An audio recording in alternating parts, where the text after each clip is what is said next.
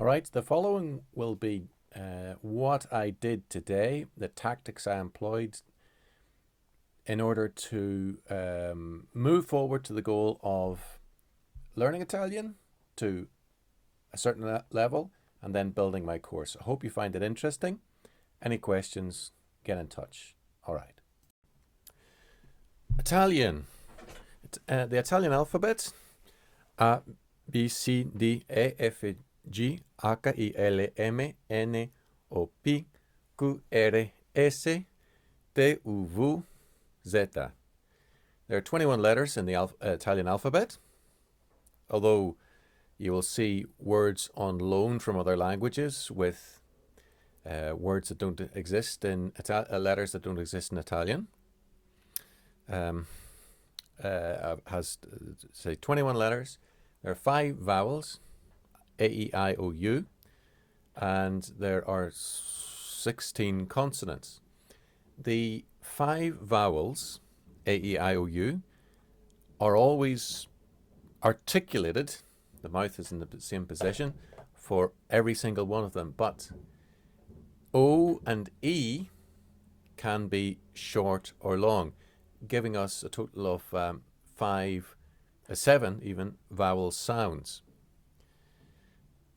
There is a standardized pronunciation, which is called Tuscan or something along those lines, but of course there are regional variations.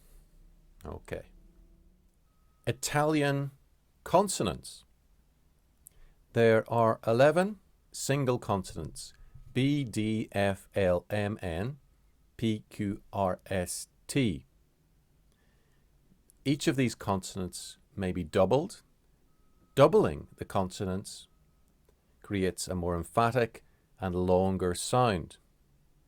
Some words differ from other words by a simple difference of having a single or doubled consonant. So only one consonant makes the difference. That's why we must be able to discern, to hear the difference between a single consonant and a double consonant. Now the H is always silent when it's on its own. However, when used with C or G, for example, it can produce a hard K or G sound. Or when used with a double consonant, such as double C or double G, it will produce a very emphatic hard G sound or K sound. Double C H, hard K sound, emphatic K sound. Double C G, hard G sound. Yeah. Also, yes, it's a guttural. I forgot the word guttural. I don't really know what that means exactly, but the C with the H with a C or a G produces a guttural sign. Okay. Emphasis. How do we correctly emphasize the right syllable in Italian words? Well, normally it's the penultimate, the second from last syllable that is emphasized in Italian words. However, sometimes you just have to look at a dictionary and to check the emphasis. Now, emphasis is marked in Italian words by the use of an accent, either forwards, acute, or backwards, grave. And there's a rule about when the acute is used or the grave is used. This is the rule. If the vowel, the accent is used only to mark emphasis for words ending in stressed vowels, A, E, I, O, U. The grave accent, pointing backwards, is used only for words for the vowels A and O. In all other circumstances, the acute, pointing forward accent is used, except for the third person singular, he, she, it, of the verb essere, and for recently introduced words such from other languages, such as café and té. Okay, so that is how you... Now, there are People have personal preferences, but this is a convention which is used and which can generally be relied upon.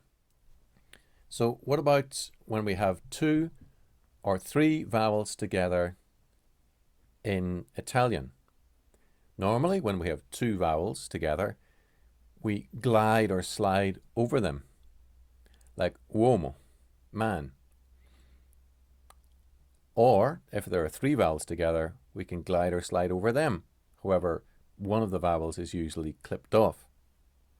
With the diphthong or the triphthong, they form part of one syllable. However, there are 3 occasions in which 2 vowels together will produce what's called a hiatus. That is, pronouncing each vowel as part of a separate syllable.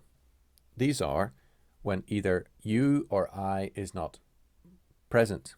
For example, aorta, like the aortal, the valve in your heart. Or when U or I is present, but is emphasized, such as, and I'm reading this off the screen, mania, poesia, zio. Or whenever you have a compound verb starting with ri. I'm reading this off the screen. Rientrare, rialzare. Okay, so normally we have diphthongs or triphthongs pronounced as part of one syllable. Or we have the hiatus, where 2 vowels together, when we have 2 vowels together, each of the vowels are pronounced as a part of a distinct syllable. 3 occasions in which this happens is when U or I is not present, or when U or I is emphasized, or in a compound verb beginning with ri. All right. How do you know how to split an Italian word into its respective syllables, its constituent syllables, just by looking at it? Well, there are several rules which we can observe. A single consonant will absorb the following vowel. Cadere, to fall. Cedere, to give in. The consonants L, M, N, R are different. When we have L, M, N, or R followed by a consonant, the word splits after the L, the M, the N, or the R. For example, albero, corsa, impero, mancia. Right. I'm reading the examples from the screen. All right. Otherwise, any other combination of 2 consonants will absorb the following vowel. Pasta, bagno, figlia. Also, double consonants are split. Basso, panna. Whenever we have 3 consonants together, except in the initial position, the first of the 3 consonants is absorbed by the preceding syllable. For example, semplice, dentro. And also, when I or you are unstressed, they are absorbed by the preceding vowel. Giosso, for example. Iomeni. Now, I think that these rules are useful. Personally, I've never learnt a language, how to pronounce a language this way, but I think it's really useful to have the rules. But the rules are only going to be meaningful if you immediately launch into a program of listening to some sort of reasonably comprehensible audio, with or without video, in Italian, to back up your knowledge. But these rules are helpful, I think. Nouns in Italian. Italian nouns have what we call gender. That is, unlike English, they are either masculine or feminine. All words associated with men, such as husband, father, uncle, are masculine. All words associated with women, such as wife, mother, grandmother, are feminine. All the rest of the genders of the words of nouns must be learned, but this isn't impossible since the great majority of nouns ending O in Italian are masculine, and the great number of nouns ending A in Italian are feminine.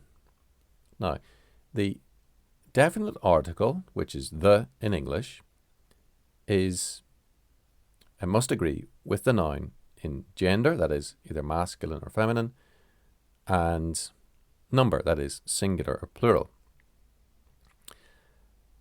Il, is used before all masculine singular nouns, except nouns beginning with Z, nouns beginning with S plus another consonant, or nouns beginning with PS or GN, in which case the il is substituted with lo. Both masculine singular and feminine singular nouns, the definite article before both masculine singular and feminine singular nouns is changed to L apostrophe. The otherwise feminine singular nouns, the definite article preceding feminine singular nouns is la. We're going to see how to use the definite article, plural definite article, in the following chapter, I think. All right, we're on plural nouns. How do we move from singular to plural? All right, remember that we have to respect two things: gender, male or female, and number, that is singular or plural. First thing that changes is the end of the noun. Nouns ending in O, typically masculine nouns, the O becomes an I. Right, for feminine nouns, which typically end in A, the A becomes an E. What about the definite article il, the definite article il, masculine singular, becomes I. Il becomes I. The and the plural, masculine. The definite article la before feminine singular nouns becomes le. What about feminine singular nouns that start with a vowel? They are L apostrophe. The definite article is L apostrophe. What happens to them when they become plural? Answer: the L apostrophe becomes le. So just the same as any other feminine plural noun, the la becomes le, the L apostrophe becomes le. There is another exception. The exception is, in this case, masculine nouns beginning with Z, S followed by a consonant, PS or GN. In the singular, they're preceded by the pronoun lo. In the plural, these nouns are preceded by the definite article gli. So, to resume, il becomes I, il becomes I, la becomes le, la becomes le, from feminine singular to feminine plural. L apostrophe becomes le too, for feminine nouns beginning with a vowel. And for the masculine exceptions, which take lo as a definite pronoun in the singular, become gli, the definite article becomes gli in the masculine plural. See you in the next lesson. Nouns ending in E, nouns ending in ore, amore, for example, are masculine. Nouns ending in ione, like azione, are usually feminine. Nouns ending in E can obviously be either masculine or feminine. Nouns associated with people, their gender is determined by whether the person referred to is either masculine or feminine. For example, paziente, patient; consorte, husband; parente, cantante, singer, and so on. Normally, nouns ending A are feminine. However, typically, nouns ending in A, which have Greek roots, for example, drama, poeta, drama, poeta, are masculine. Il drama, il poeta. Now, nouns ending in A referring to professions, ista, dentista, violinista, can be either masculine or plural, depending upon the gender of the person possessing that profession. Il dentista, il violinista, or la dentista, la violonista. There are feminine nouns which end with O. I'm just going to read them. La mano, the hand. La foto, photograph. La dinamo, dynamo. La radio, radio. L'auto, automobile or car. La moto, motorcycle. Nouns ending C or GA or C or GO. These change their spelling, their orthography, in order to keep the K sound or the G sound, the hard C or the hard G sound. Nouns ending in CA, like barca, change their spelling to barche, barque, B-A-R-C-H. So the C becomes a C-H. Nouns ending in O, like cuoco, cook, become cuoque, cuoqui. C-U-O-C-O, singular, becomes C-U-O-C-H-I, cuoco, cuoqui, to preserve the K sound. Prologo, G-O, becomes prologi. That is P-R-L-O-G, like prologue, H-I in the plural, P-R-L-O-G-O in the singular. Diga, la diga, the dam, becomes el digue. So D-I-G-A becomes D-I-G-H-E in order to preserve that G or C sound. So, to recap, C-A becomes C-H-E, singular to plural, feminine, or G-A, like diga, becomes G-H-I, digue, digi, in the plural, G to G-H, masculine. Cuoco, cook, becomes cuoque. Cooks, C-U-O-C-O, becomes C-O-O-C-H-E. Okay, what? Prologo, P-R-L-O-G-O, becomes prologi, P-R-L-O-G-H-I. Okay. Foreign nouns in Italian. There are lots of loan words from other languages. What do we do with these? All foreign nouns are considered to be masculine and are written to go from, and they're written in the singular form. To pluralize imported nouns, all we do is change the definite article from il to I, followed by the still singular masculine imported noun. Unlike in English, in Italian, the definite article, the equivalent of the, must be used at all times in Italian before both general or abstract noun. In English, we could say dogs. In Italian, I cani. Gold, in English, l'oro, L' oro. Laughter, but in Spanish, il riso. Hate, no, l'odio. So, with all general or abstract nouns, In Italian, the definite article, le, l'apostrophe, must be used. The definite article, the, and its equivalents in Italian, and titles.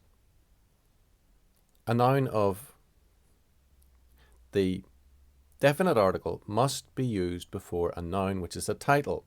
Il dottor, la signora, l'avvocato, the doctor, Mrs., judge.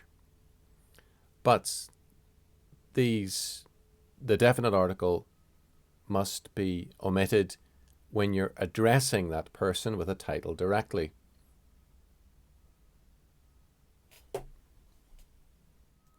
The use of the definite article with languages. Okay. Number one, we generally use the definite article before languages, except when the languages follow a preposition such as in or di, in or of, or from. But, and when the language immediately follows the verb parlare. The definite article and continents, countries, islands, regions, or cities. 9 times out of 10, the definite article is required with all continents, countries, regions, and cities. There are exceptions, however. Number 1, when the continent, country, island, region, or city is follows a preposition such as di or mi. However, if the continent, country, island, region, or city follows di or in or another preposition and is modified, la Francia è più grande dell'Irlanda. I don't know if I pronounced that right. Then the modified continent, country, island, region, or city must come with the, you must use the definite article. There are exceptions of islands which do not take a definite article. But I pretty much think that's it. The definite article before possessive adjectives which modify nouns referring to family members or relatives. The definite article is omitted before possessive adjectives which modify singular nouns which are referring to family members or relatives. So we would say mia sorella è piccola. For example, my sister is little, but for the plural, the definite article is required. Le mie sorelle sono piccole. My sisters are little. At least I hope that's what I said, because I haven't spoken Italian before. The exceptions are as follows. The definite article is used before a possessive adjective referring to a singular family member under 2 occasions. Number 1, before loro, la loro, their, or before the diminutive, when the diminutive is used. Silvia è la mia sorellina.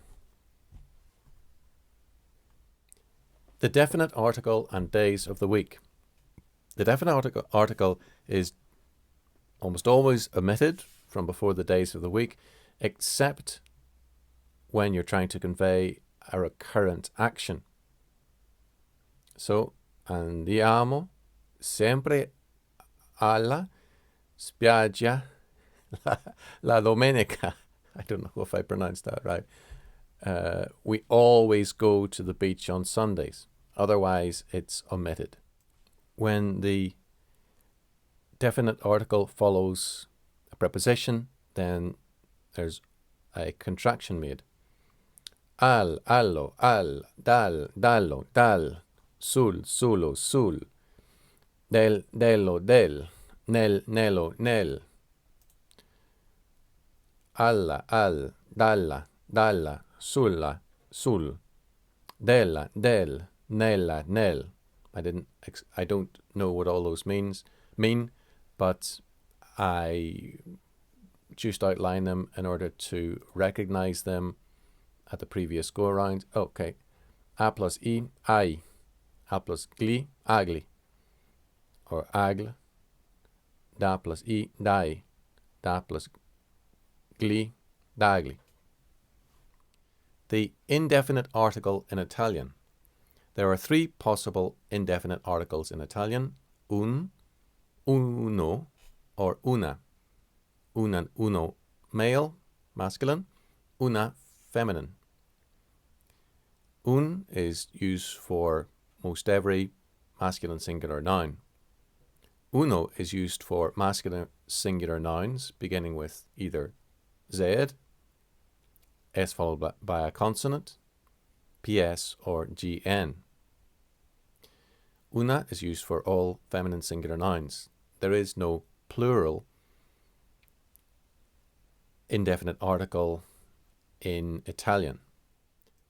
The indefinite article is omitted in special cases, such as after the verb essere before an unmodified noun describing a profession or occupation. For example, il padre di Arturo è avvocato.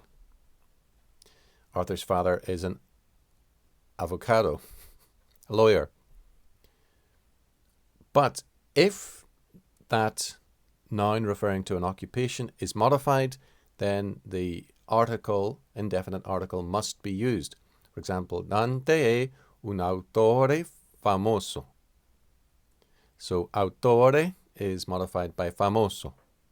Dante is a famous author. The partitive. In Italian, the partitive, which is some or any in English, is comprised of di plus the indefinite article. Di becomes de before contraction, so the options are della, delle, del, delle, del, dei, dello, degli, del, degli. So the partitive is expressed by di, which becomes de, plus the indefinite article. The partitive is used to refer to part of a whole, part of something, generally concrete. Prendo dello zucchero. I take some sugar. But when it's the negative, the partitive, del or del, dei, is omitted. Non prendo zucchero. I don't take any sugar. The partitive versus the definite article. The partitive is used to refer to a part of something real generally, whereas the definite article can be used to refer to nouns when a general or abstract meaning is meant. So we could say prende del caffè, he is drinking some coffee, or gli piace il caffè, caffè, he likes coffee. So we have il caffè, coffee in general, del caffè, some coffee. Okay, here's an example of another means of language learning, which is totally free. Now, I'm using the grammar books, as you will have already seen, but this is a free app. It's a Bible app, and it has audio and text. So you've got text, you've got audio. You can listen. Ehi signore, Il Signore. I've slowed down the text as well. That's built into the app. La sapienza, La sapienza. da lui provengono. Da lui provengono. What that's doing is I'm getting an ear for the language, how its rhythm, how it's pronounced. And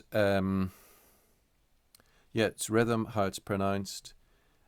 And I'm matching up the written text with what I'm hearing and also what I'm producing. So there are 3 or 4 or 5 or there's 10 reasons why this is a great and I'm doing so with a familiar text. I know I've read Proverbs 1 before. This is Proverbs 2 actually. I've read Proverbs 2 before, so I know what it's about. I have general ideas. So this is a great way of starting with your production of the language whilst having like 2 separate inputs. It's just great. I recommend you do it.